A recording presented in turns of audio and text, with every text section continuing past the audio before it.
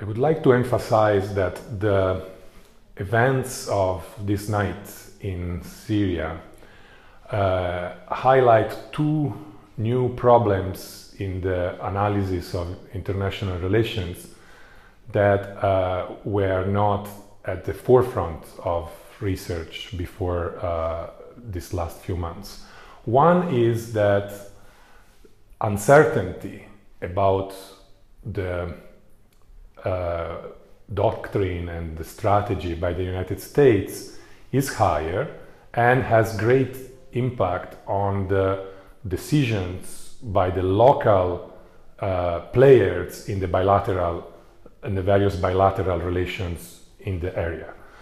What I mean is that if now Iran, Israel, Saudi Arabia, the Syrian government itself and Turkey have to decide how to react and what to do, they are under greater uncertainty than yesterday about whether the US are willing to intervene and to what extent.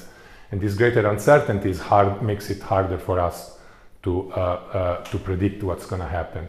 And the second phenomenon is populism. Populism and war have not been studied together, but it's quite clear that populism is playing a role because the populist leaders have to pander to what public opinion says. And public opinion is saying basically that a hawkish behavior in the context of the Syrian, of the post-gas attack is basically desirable by the same people who elected Trump, and this could be viewed as a populist response to a shift in public opinion and also to the problems created to the administration by the allegations about connections with Russia for the elections.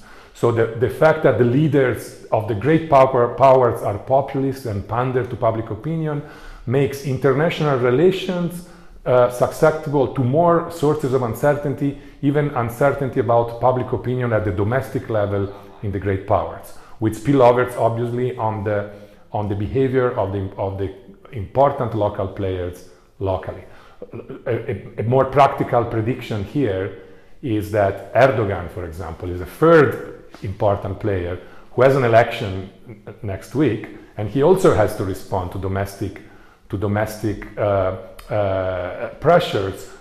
Domestically, the anti-Russian and anti-Assad sentiments are very high. Therefore, it's likely that Erdogan will take for this week a position perhaps sympathetic to Trump, but who knows what's going to happen after the elections for presidential reform.